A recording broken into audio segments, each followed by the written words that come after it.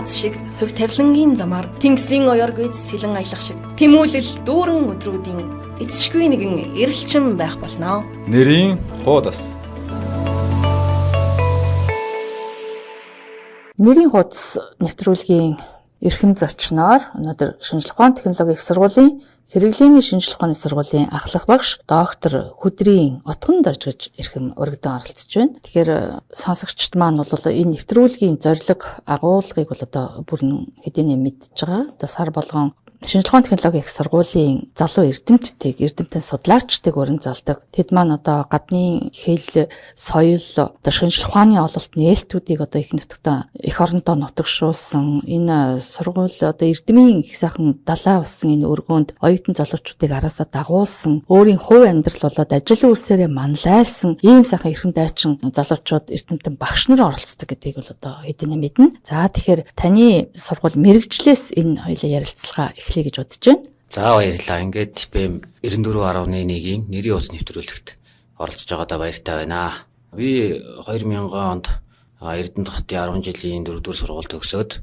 2004 онд Монгол Улсын их сургуулийн математик компьютерийн сургуулийг төгссөн.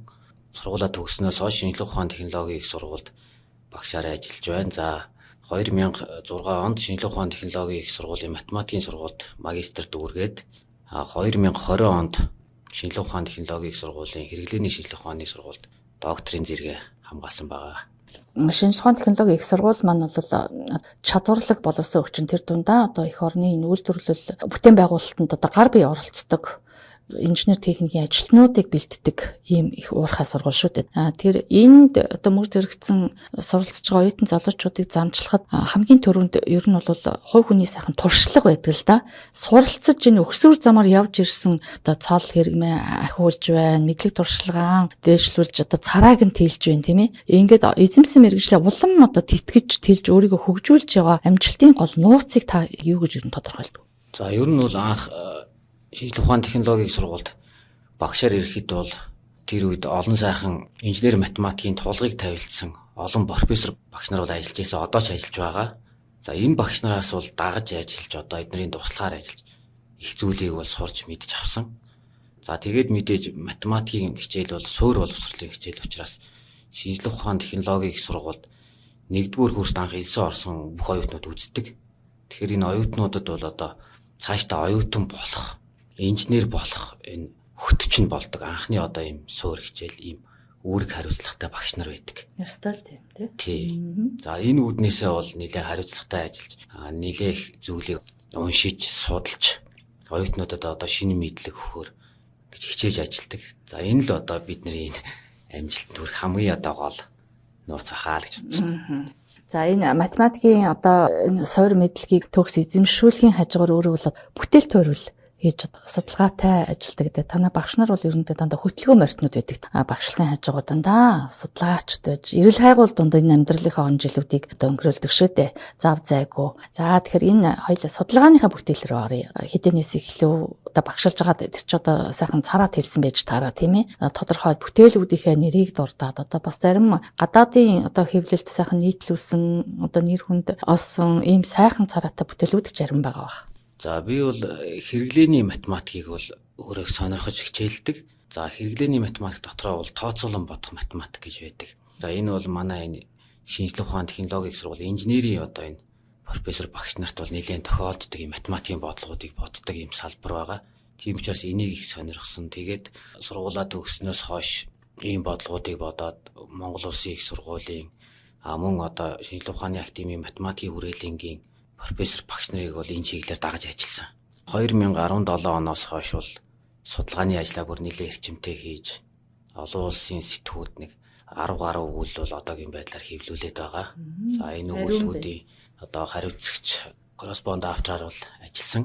Ер нь хэрэглээний математик гэдэг бол өөрөө одоо эдийн засаг, инженерчлэл, анагаах ухаан, биологи гэх мэтэд хэрэглэгддэг юм математикийг ерөнхийд нь хэрэглээний математик гэдэг. За энэ дотроо тухайлбал инженерийн салбарт байгаа тийм математикийн бодлогыг математикийн хэлэнд бичих. За тэгээд математик загвар боловсруулах энэ загварууд нь бол дифференциал тэгштгэл одоо тухайн боломжилт эсвэл ердийн дифференциал тэгштгэл хэлбэрт бичигддэг байна. Энэ бодлогууд нь бол ерөнхийдөө аналитик байдлаар тийм бодогдох боломжгүй. Тийм учраас эдгээрийг бол тооцсон бодох буюу одоо тэр миний сонгосон энэ мэргэжлийн дагуу бол ойролцоогоор тооцоож гаргадаг байна. За энэ арга алгоритмыг боловсруулах тэдгээрийн алдаа нийлтийг судалдаг энэ шинжлэх ухааны салбарыг бол тооцсон бодох гэдэг. За тийм учраас энэ бол манай одоо энэ сургуульд манай багш нарын хувьд их чухал салбар гэж үздэг. Ингээд би бол шугам бус тэгштэглийг бодох өндөр римбийн нийлттэй аргуудыг одоо боловсруулах, эдний нийлт алдааг судлах ийм ажил дээр бол ажилласан. За миний ажилласан үндсэн нэг хоёр гол одоо хийсэн юм бол ийм аргуудын динамикийн судалгаа хийсэн. Нэгдүгээр, хоёрдугаарт нь энэ итерац тутамд хийгдэх үйлдэл буюу total cost computation гэж нэрлэгддэг. Энийг бол хийсэн байдгийг. Ингээд ер нь томоохон сэтгүүлүүд болох Springer, Elsevier тэгээд Taylor Franz-ийн за ийм сэтгүүлүүдэд бол өгүүллүүдээ хэвлүүлсэн байгаа. Тэгэхээр шинэ дэвшил нээлт гэдэг бол одоо тухайн сургуульд төдөөгүй улс орондоо нэг бол одоо олон улсын хэмжээнд хүртэл одоо авч хэрэгжүүлэх ийм сайхан гарцны эдгээр гайхамшигтай л да. Та нар бол одоо цаг завгүй ажилтгаа. Ажлын одоо бас бүтээмж дэвшлүүлэх хувь хүний одоо зохион байгуулалт, цагийн менежмент, одоо дээр нь үр бүтээл гаргах арга зүй бас нэг тийм ажиллах зарчим гэдэг юм уу? Энэ их цаг завгүй өдөр нь одоо хичээлтэй оюутан залуучууд шавнартайгаа хамтарч ажиллах, хажуугаар нь одоо энэ эрэл судалгааны бүтээл дээр бие дааж их цараатай ажиллах гэд энэ бүхнийг яаж зохицуулдаг вэ? За яг гоо математикийн шинжлэх ухааны хувьд бол өөрөө бол бүр тийм нарийн дис дараалтай байхыг шаардаа явцдаг их логик хийсвэр шинжлэх ухаан. За тийм учраас бид нэр нэгдүгээр ангид орсон цагаас хойш тоо үзэл тасралтгүй л ингээд тэр хийх өмнөх алхам дараагийн алхмаа ингээд нарийн дистралтай явах шаарддаг. Энэ үднээсээ бол математикийн багш нарын хувьд бол энэ цагийг бол нэлээ нарийн тодорхойлоо сурцсан байдаг. За мэдээж хичээлийн цаг байна. Тэгээд дуусаад ихэвчлэн одоо судалгааны ажил бол бидний энэ амрах цагуудаас зарцууж эхэлдэг. Амралтын өдөр, баяр, ёслол, зуны амралт гэх мэт. За одоо өгүүл жишээлбэл хэвлүүлэхэд энэ харилцагч автор, корреспондент автораар ажиллаж байхад бол хизээч мэйлэрж болдог. Жишээлбэл баярын өдөр чи ирнэ хөвчлэн ирж исэн удаа би гэх мэт ингээд цагийг бол яг л одоо хийх ёстой юм аа цагтаал хийгээл явах юм л. Шүн жоохон одлоогүй юу? Шүн бол суун амралтын өдөр ч одоо энэ ажил дээрээ ирж суун. За энэ бүх боломжийг бол манай шинжлэх ухааны технологийн сургууль бол олгодог. Энд бол бас их баярлж явдаг. Биднэрт одоо ийм сайхан интернет, компьютер, офис байна. Хувь хүний өөрийн нэг зарчим байдаг тийм ээ. Зүгээр энэ бол ажил мэргэжилтэй холбоогүй л те. Ер нь хөвшөөд дадцсан тэрийг болжол өгвөл ингээ бариад явцдаг. Тэр нь хүний амьдралд одоо их сайхан дэм өгдөг. Өөдрөг явах, өөрийгөө хөгжүүлэх энэ боломжинд нь одоо бас тэтгэж дэмжиж байдаг, ирчүүч өгдөг нэг юм сайхан хөвшлүүд байдаг штеп. Хийж байгаа ажлаас гадна амьдралын бас хөвшлүүд байна. Математик бол өөрөө явсаар байгаад нэг уулын оргилд гарч байгаа юм шиг нэг бодлогын хариуг бодож олдог. Тийм мэдрэмж төрдөг. Тэр шиг ингээд нэг тийм өөдрөг би нэг энд явж аваад энэ цэгтэл хүрнэ гэдэг л ийм л бодолтой л яваад ахад бол ажил өөр наяндаа бүтдэг. Хийх зорилт одоо болж ийн л гэж ойлгодог тийм. Хийх дуртай үг гэдэг чинь хүнд тийм ээ тэр. За ер нь эзэн хичээвэл заяа хичээнэ гэдэг үгийг л багаас л аав ээж тэгэл багш нар хүртэл хэлдэг. Энэ үгийг бол хэлэх дуртай. Яагаад ч юм үнэн санагддаг ерөөсөө л тийм. За нэрийн хуудас нэвтрүүлэг өнөөдөр шинжлэх ухааны технологийн их сургуулийн хэрэглээний шинжлэх ухааны сургуулийн ахлах багш доктор Хөдрийн Отгон доржтой ярилцж байгаа. Докторийн зэрэг одоо хамгаалсан сэдв бас л нөгөө мэргэжил эрэл судалгаатайгаа холбоотой байж таарна. За тийм миний докторийн сэдв бол шугам бус тэгштгэлийн системийг бодох өндөр римбийн нийлттэй итерацийн аргууд байгуулах гэж байгаа. Тэгэхээр шугам бус тэгштэглийг бол хүн төрөлхтөн ер нь бол оюун ухаанд хүн үүссэн цагаас л одоо шугам бус тэгштгэлтэй бол таарлцсан байдаг. Энэ бол маш их олон одоо нотлогоор жишээлбэл одоо манай эртний 3500 жилийн өмнө Египт, Вавилон за эртний Грект математик үүсэж яхад бол энэ дүрсийн талбайг олох барих эднэр дандаа тийм шугам бус бодлогод болж исэн байдгийг.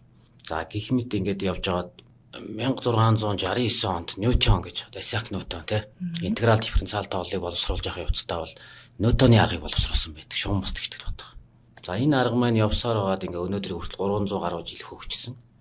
За энэ аргатай л одоо холбоотой өндөр римби ийм арга байгуулах ажлыг бол одоо би өөрийн багш нар удирдагчдын хамтаар боловсруулсан.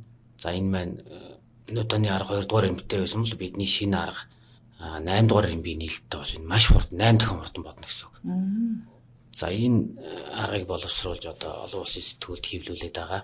За одоо орчин үед бол энэ компьютерийн хөгжил маш хурдтай хөгжиж байна. Энийг дагаад энэ тооцоолон бодохын арга алгоритмууд бол зайлшгүй шинжлэгдэж байгаа.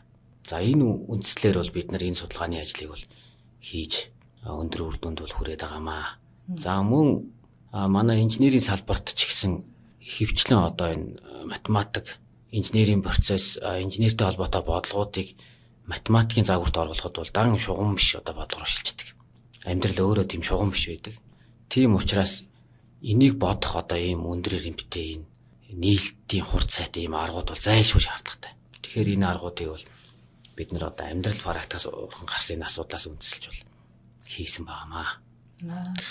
Ер нь энэ математикийн шинжлэх ухааныг одоо бас ирээдүйн хөгжлийг нь урьдчилж харуул тийм ээ. Та нар бол одоо яг энэ салбарын эрдэмтэд болохтой зэрэг илүү их тодорхой харна л та.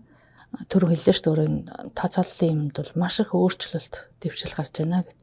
За ер нь математик өөрөө дасралтгүй хөгжөөд яваад байдаг шинжлэх ухаан. Одоо анх хүмүүс юм тоолох, ширхэглэх, тэгээд дүрсийн талбай олох гэх мэт ингээд энгийн явж яснаа сүүлдээ юм хийсвэр шинжлэх ухаан болоод нэг одоо асуудлыг дэвшүүлдэг, тэрийг математикийн маш нарийн логик, чанар, теорем, тодорхойлтуудыг ашиглаж баталдаг бас. За ингээд энэ байдал явсаар байгаад одоо бол компьютерийн энэ их өндөр хөгжсөнтэй холбоотойгоор энэ теоремын баталгаанууд хүний оролцоогүйгээр одоо компьютерийн программын тусламжтайгаар хүний хийж чадахгүй нөхцөл их үйлдэлүүдийг хаалж одоо маш энгийнээр програмаар хурдан гүйцэтгэж байгаа. Энэтэй холбоотойгоор бол математикийн дараагийн шатны хөгжил бол эхэлчихсэн явж байна. Хиймэл оюун ухаан, гүнзгий сургалт гэх мэт одоо ингээд хүнээс хамааралгүйгээр компьютерийн тусламжтайгаар гүйцэтгэх. Тэгэхээр ирээдүйд бол математик бол улам одоо хөгжин нэг хоёр тэгвэл математик бол өөрөө олон шинжлэх ухааны яг огтлцол төр байждаг. Одоо ганцхан математик гэж хүмүүс ойлгоод байдаг. Гэтэл одоо жишээлбэл бидний энэ шинжлэх ухааны технологийн сургууль бүх одоо инженерүүд заадаг хүрээгийн цуваа гэдэг бүгд мэддэг. Гэтэл хүрээгийн цуваа бол анх бол дулааны онолыг судалж явах явцад одоо гарч ирсэн юм бодлого. За ингээд математикчид бол хаанаас үүснэний үл хамааран хүрээгийн цувааны онолуулга хөгжүүлээ явцсан. Буцаагаад нөгөө хүрээгийн цуваа маань одоо бол хэлбэлцэл оролцсон цахилгаан техник, электрон техник, мэдээлэл технологи ерөөсө долгион оролцсон бүх салбарт хамгийн өргөн хэрэглэгдэх юм дэвшилтэд багж болсон яваад байгаа юм. Тэгэхээр математик бол ирээдүйд бол одоо энэ байгаа хөгжлөөс улам одоо энэ дижитал компьютерийн хөгжилтэй холбоотойгоор хурдан хөгжин бидний одоо таамаглаагүй шин одоо энэ баталгаа нотлогоонууд одоо математикт бол шийдэгдээгүй маш олон асуудлууд байдаг. Эхнээсээ одоо энэ зоонд яг шийдэгдэж эхэлж байна. Эдгээр шийдэгдвэл амьдрал өөрчлөгдөн гэсэн ийм судлаачдын маш их таамаглалууд байдаг. Эдгээр эхнээсээ биелэлээ олж байна. Тийм. Тэгэхээр одоо маш олон асуудлууд ингээд шийдэгдэх гээд араасаа хүлээгээд байж байна. Тэгэхээр хөгжил бол одоо яг эхэлж гин гэж бараг л хэлж болохоор байгаа шатанда байгаа. Сонирхолтой байна тийм ээ. Яг энэ чиглэлээр суралцж байгаа оюутан залуучуудад хэрэглээний сайхан зөвлөгөөнүүд өгч. Ер нь бол математикгүй салбарч гэж бодож байхгүй. Сургууль бол дандаа л энэ математикийг үндэс болгож байгаа. Гэхдээ тэднэрт одоо суралцах арга барил талаасаа юм уу, математикийн шинжлэх ухаанд одоо шунан дуурлах тэр хүсэлт сэтэл гэдэг юм уу. Тэгэхээр өөртөө эзэмших тэр арга барилын талаар. За математик бол өөрөө бол тийм логикийн шинжлэх ухаан байгаа. Ер нь бол оюутнууд одоо бид нар бүгд мэддэг нэг бодлого өгдөг. Тэгээд тэр бодлогыг цаашаа бодохоор ингээд задлаад бичээд байдаг. Хүчний хуудас юм хэдэн ч хуудас болж болно. Тий. Тэгэхээр оюутнууд бол математикийг яагаад заавал судлах хэрэгтэй гэвэл нэгдүгээрт логик дараалтаа сэтгэж сурна. За хоёрдугаарт юмд нэг асуудал өгөх тэрийг задлж цаашаа дүн шинжилгээ хийх. Ийм зайлшгүй хэрэгтэй. Амьдрал дээр бид нар нэг асуудлыг заавал одоо олон талаас нь харах дүн шинжилгээ хийх шаардлага гардаг. Энэ юм суралцахын тулд бид нар математикийн одоо энэ хичээлийг судлах бодлогуудыг олноор нь бодох. За ийм аргуудыг бол одоо судлах хэрэгтэй, сурах хэрэгтэй болж байгаа оюутнуудын хувьд. За энд бол бид нар бол яг ийм бахаар ийм бодлогуудыг түүгээд одоо ном сурах хүчтэй. Дандаа бодогддог бодлогуудыг оруулцдаг байхгүй юу? Амьдрал дээр бол бодогдохгүй бодлогууд баг ихэнх нь байгаа шүү дээ. Их төвхтэй асуудал байдаг. Тэгэхээр оюутнууд бол хамгийн нэгдүгürt бол энэ сурах хүч дээр байгаа бодлогуудаа сайхан бодоод яг одоо тэр аксиом, теорем, чанарын дагуу ингээд бодож сурах хэрэгтэй. Энийг хичээлээ явцдаа бол заавал сурах хэрэгтэй. За ингүү дараагийн шатны одоо тэр өөрийн судалгааны ажилд хэрэглэгдэх өөр математикуудыг сурах сэтэл сонирхол төрн ингээ ажиллах ийм боломжтой болж байгаа. За одоо ажил мэргэжлээсээ гадна тунд орж огшид бол олон авьяас чадвар гэдэг юм уу одоо сайхан хобби сонирхол амьдралын одоо энэ сайхныг амталж мэдрэх таашаал гэдэг одоо хүний хүсэл тэмүүлэл цаглашгүй тийм ээ. Хоёлаа энэ талаар одоо ярилцлагын төгсгөлд жоохон тодруулж ярив. Хобби олон байгаа баха. Хобби байна. Ерөнхийдөө ном унших, за тэгээд ууланд алхах. Одоо баг хүн болгонд алхаж байна дөө. Тийм тэгээд бас боломж гарвал хөдөөгөр аялах. За иймэрхүү. Тэгэл ер нь ном л их сонирхдаг доо. Янз бүрийн номнууд за уншихгүй ч байсан бас цуглуулах. Гэхдээ ер нь мэрэгжлийн биш. Ямар ч чиглэл. Янз бүрийн адал явдалт одоо нэлийн дээхний үед бол анх одоо хүмүүс нэг адал явдалт номнууд хөвчөж ирсэн юм байлээ. Тэднийг бас уншиж аялал маял янз бүрийн одоо тохиолдож байсан явдлуудын тухай. За авьяас дээр нь одоо өгөгдөл гэдэг юм уу өөрийгөө хөгжүүлдэг их олон талын ирмэлзэл байдаг да хүнд тийм ээ. За янз бүрийн ирмэлзэл байгаа. Тэгээд ерөнхийдөө бол яах вэ юу шинжлэх ухааны ажил хийж байгаа учраас тэгээд өглөө босоод шинжлэх ухааны өгүүллүүдийг л татаж харах. За одоогор бол ийм юмнуудыг төлөвлөгөө хийж байна. Урлагийн тэр авьяас бол байх. Жоо зураг муураг бол хүүхд байхдаа их зурдаг байсан. Тэгээ одоо ер нь жоохон тэгэл рефлексээрээ ч юм уу ямыг бол жоохон зураал байдаг. Эхлээд ер нь би баг ямыг текст болгож бичхээсээ илүү зурж төсөөлөх их дуртай л да. Чөлөө цагаараа бол аялал хөдөө гадаа явах байгалийн сайхнаас таашаал авдаг юм байна тийм ээ. Өвөрмөц содон зүйл хийж намтарлаас таашаал авдаг хүмүүс бас байдаг л да. Загасчлал одоо загасчлалчин сүлдээ спорт болсон байна. Загас барьж идэх биш. Тэрийг одоо амтлах гэхээсээ илүү бариад буцаад одоо усанд нь тавьдаг ийм бас сайхан байгальтай ээлтэй ийм сонирхол бас их хөгжиж байна. За ер нь найз нараа дагаад бол загас махсанд явна. Яг өөрөө бол зорж явдггүй. Тэгэл аялаад явж байхад хүмүүс загас барьж ивэл загас барайл явждаг. Ер нь сонирхол юм сониуч их үдэ. Ер нь юу ч байсан тэгээ сонирхол хийчдэг. Миний өөрийн нэг сонин тал бол би ер нь юмыг юу ч байсантай сонирхдаг. Яг тэр онцгойж тэгдэггүй. Тийм сониучл зантай л да. Тийм. Юм барьж авч үзэж сонирхож бас өөрийгөө нэг сонирхолтой байна гэдэг бол бас энэ амьдралаас илүү олныг бас олж таашаах тий. Тэгээд тэндээ бас аль нь гоё өөрт тохирох зохицохыг бас цааш нь хөгжүүлээд аваад явах бас нэг шийдэлж байж магадгүй шүү дээ. За тэгэхээр залуу багш нар маань дандаа манлайлагч байдаг. Хүссэн ч хүсээгүй ч тийм ээ өөрийн одоо бүтээлээрээ хүсэл тэмүүллээрээ авч яваа энэ ажил мэргэжлээрээ дандаа одоо энэ залуучуудыг манлайлж явж байдаг. Таныхаар бол энэ манлайл гэдэг одоо чадвар энэ хандлагыг хэрхэн тодорхойлдог вэ? За манлайлагч гэдэг бол нэгдүгürt хувь хүнийхээ хувьд өөрийгөө бас тодорхой хэмжээнд хөгжүүлэх. За хоёрдугаарт одоо тодорхой хэмжээнд хүрсэн бол бус одоо залуучуудаа туршлагаа хуваалцах, тэднийг эргэж одоо суралцах те амжилтанд хүрэхэд нь тусалж дэмжихийг л хийлэндээ л гэж ойлгож байна да. За өнөөдрийн нэрийн хуудас нэвтрүүлгийн маань эрхэм зочноор шинжлэх ухааны технологийн их сургуулийн хэрэглээний шинжлэх ухааны сургуулийн ахлах багш доктор Хөдрийн Отгон Дорж өргөдөн оролцлоо. Бидэнд амьдралын түүх, туршлага, мэрэгжлийнхээ одоо сайхан цараатай амин чухал амжилт туршлагыг хуваалцсанд баярлалаа. Танд одоо эрдэм судалгааны нэрийн хөлсөнд амжилт хүсье. За их баярлалаа.